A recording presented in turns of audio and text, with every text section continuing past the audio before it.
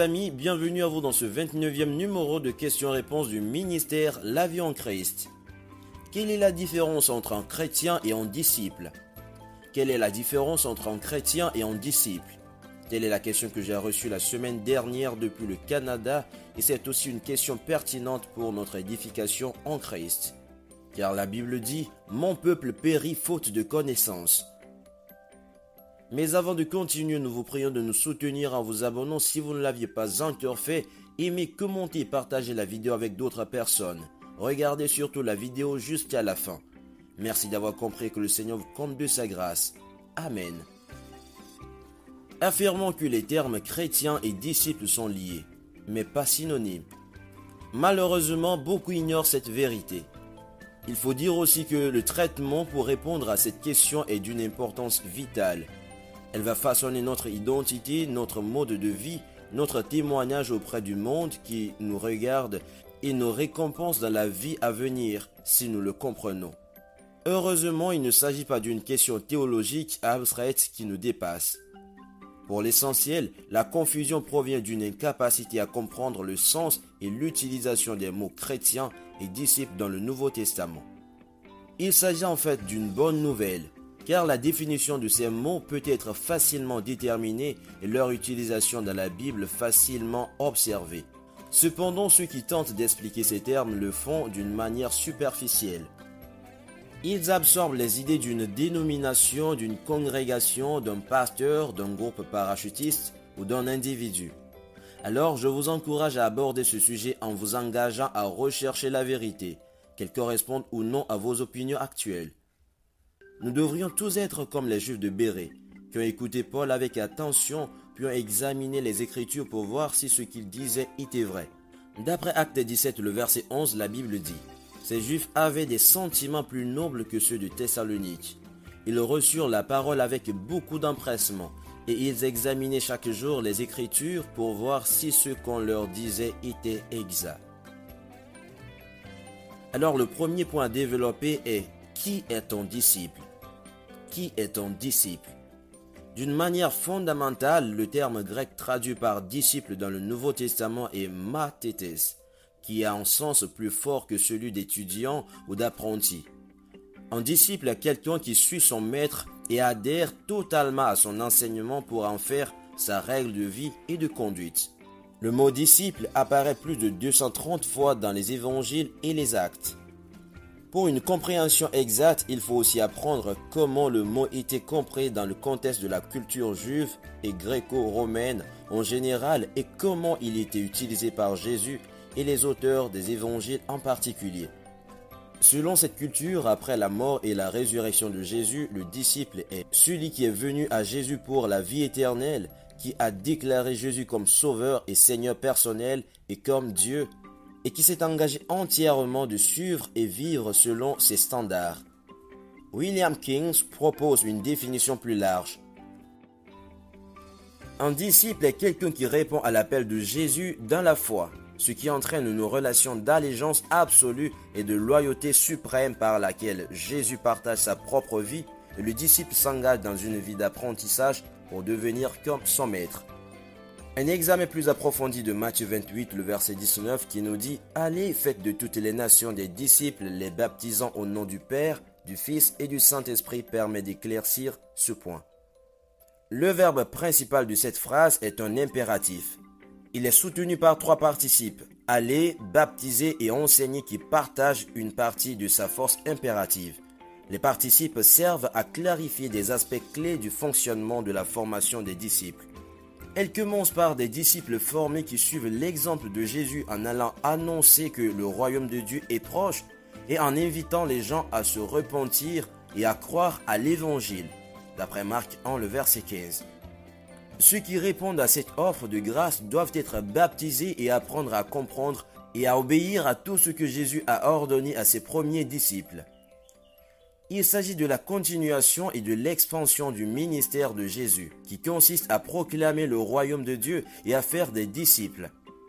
Les pharisiens s'enorgueillissaient d'être les disciples de Moïse d'après Jean 9, le verset 28, et Jésus leur avait fait comprendre beaucoup de choses à son époque. Au regard de cela, il faut admettre que les disciples de Jésus étaient appelés disciples avant même d'être appelés chrétiens, dès que Jésus les a appelés à le suivre. D'après Matthieu 9, le verset 9. Jésus a clairement défini le prix à payer pour être son disciple. Nous pouvons le lire dans Luc 14, le verset 33. La Bible dit « Ainsi donc, quiconque d'entre vous ne renonce pas à tout ce qu'il possède ne peut être mon disciple. » Cela veut dire que la vie de disciple requiert des sacrifices. C'est dans cette idée que Jésus dit « Si quelqu'un veut être mon disciple, qu'il renonce à lui-même, qu'il se charge de sa croix et qu'il me suive. » D'après Matthieu 16, le verset 24. Il est à noter aussi qu'en ce moment, tous ceux qui suivaient Jésus n'étaient pas prêts à un tel engagement, si bien qu'ils étaient nombreux à se détourner de lui après un certain temps.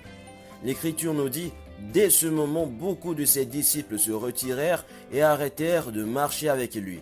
Jean 6, le verset 66. C'est alors qu'il faut affirmer que Jésus a employé le terme de disciple, mais pas celui de chrétien. Il ne l'a jamais employé. Ce dernier terme apparaît pour la première fois dans le livre des Actes. C'est à Antioche que, pour la première fois, les disciples furent appelés chrétiens. Acte 11, le verset 26. La plupart des exégètes bibliques s'accordent à dire que les croyants n'ont probablement pas eux-mêmes choisi ce nom. Ils se décrivaient eux-mêmes autrement, par exemple, comme des disciples, d'après Acte 13, le verset 52, Acte 20, le verset 1er, Acte 21, le verset 4. Saint, d'après Romains 1, le verset 7, en Corinthiens 16, le verset 1, Éphésiens 1, le verset 1er. Et frères, d'après 1 Corinthiens 1, le verset 9, 1 Pierre 3, le verset 8. Le deuxième point à développer est qui est un chrétien? Qui est un chrétien? Commençons par examiner l'origine de la signification du mot chrétien et observons comment il est utilisé dans le Nouveau Testament. Étant donné qu'il désigne l'identité du chrétien, on peut s'étonner que ce mot n'apparaisse que 3 fois dans le Nouveau Testament. En grec, le mot utilisé pour chrétien, christianos ou christianoïs, signifie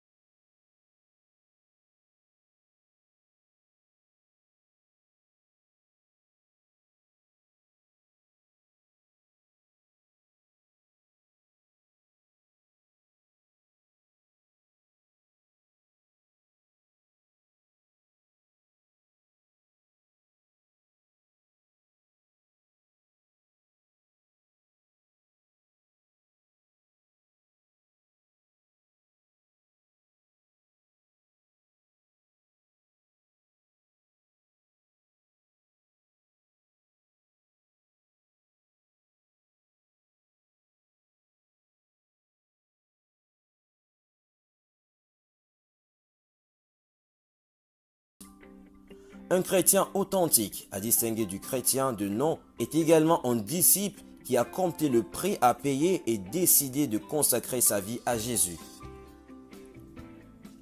Il accepte l'appel du Seigneur au sacrifice et le suit partout où il l'appelle.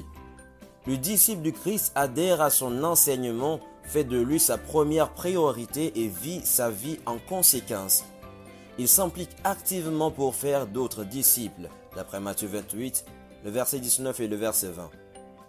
Un véritable disciple de Christ est un croyant qui a reçu une nouvelle vie par le Saint-Esprit qui demeure en lui. Par amour pour Christ, un chrétien sera un disciple obéissant selon Jean 14, verset 15. Nous lisons « Si vous m'aimez, gardez mes commandements ». Pour mettre à terme le développement de cette question, Paul décrit la vie de disciple et celui du chrétien authentique en ces termes. « J'ai été crucifié avec Christ, et si je vis, ce n'est plus moi qui vis, c'est Christ qui vit en moi. Si je vis maintenant dans la chair, je vis dans la foi au Fils de Dieu qui m'a aimé et qui s'est livré lui-même pour moi. » D'après Galates 2, le verset 20. Il faut noter aussi que le livre des Actes des Apôtres présente une image vivante et inspirante de la vie de disciples dans l'Église. L'Église primitive était une communauté de disciples. Nous voyons le message de l'Évangile proclamé en divers lieux par des disciples qui appellent les gens à se repentir, à croire et à être baptisés dans la communauté de l'Église. Mais cela ne s'arrête pas là. Une fois dans l'Église, les convertis doivent se consacrer à l'enseignement des apôtres, c'est-à-dire sur Jésus, et à la communion fraternelle, à la fraction du pain et aux prières. D'après Acte 2, le verset 42. C'est essentiel pour mûrir dans la vie de disciple et celle du chrétien avec Jésus qui est maintenant présent par l'intermédiaire du Saint-Esprit. Il est intéressant de noter que ces 4 éléments qui étaient au cœur de la vie de l'Église en Acte 2, le verset 42, étaient également au cœur de la formation disciplinaire des 12 par Jésus. Le mot le plus courant pour désigner les personnages qui ont eu une foi salvatrice en Jésus dans l'Église primitive est disciple. En d'autres termes, ceux qui ont été sauvés à Jérusalem à la Pentecôte et dans tout l'Empire romain pendant les années qui ont suivi se sont considérés comme des disciples de Jésus, comme ceux qui étaient devenus ses disciples pendant son ministère terrestre. À la lumière de la réponse à cette question des mots chrétien et disciple, quelles conclusions pouvons-nous tirer? Le terme chrétien désigne-t-il une catégorie de croyants différente de celle des disciples? S'agit-il d'un terme désignant la grande masse des croyants pour lesquels un niveau inférieur d'engagement envers Jésus est acceptable, par opposition aux disciples à qui l'on demande un niveau optionnel plus élevé? Les définitions de chaque mot et leur utilisation dans le Nouveau Testament ne nous donnent pas cette option. Il est donc clair que ces mots sont liés mais ne sont pas synonymes. C'est-à-dire que disciple n'est pas égal à chrétien. Toutefois, un chrétien doit devenir disciple. J'espère que nous avions tous appris à travers ce développement. Mais avant de terminer, faites cette prière avec moi, demandant à Dieu de nous aider d'être des disciples et chrétiens authentiques. Père, je comprends qu'une vie de réjouissance, de service et de recherche du Christ est la façon dont je me tiens dans la foi. Mais je ne désire pas simplement me tenir debout. J'aspire à devenir fort. Le désir de mon cœur est d'être un disciple qui excelle dans tous les aspects de la foi. Cet enseignement me montre comment mûrir dans ma foi et je m'appuierai sur ce que tu m'as communiqué dans ce texte. À la lumière de ces écritures expliquées, enseigne-moi à résoudre les conflits, à prier joyeusement jusqu'à ce que je sois en paix, à maintenir un état d'esprit positif, à adopter une attitude positive et d'être satisfait quelles que soient les circonstances dans lesquelles je me trouve. Je m'épanouirai dans ma marche individuelle avec toi. Je souhaite également être un membre de l'équipe qui se soucie de ses dirigeants, de ses ministres, de ses églises et de ses ministères. J'exprimerai ce souci en donnant généreusement pour leurs besoins et en soutenant leurs projets. J'engage mon argent dans ta mission. Je serai un bâtisseur de ton royaume par mes dons. Je sais que tu pourvoiras à mes besoins lorsque je chercherai à donner de plus en plus. Je m'engage à aimer et à honorer les saints. Je reconnaîtrai, encouragerai et louerai Dieu pour leur contribution. Individuellement, je marcherai en étroite collaboration avec toi et collectivement.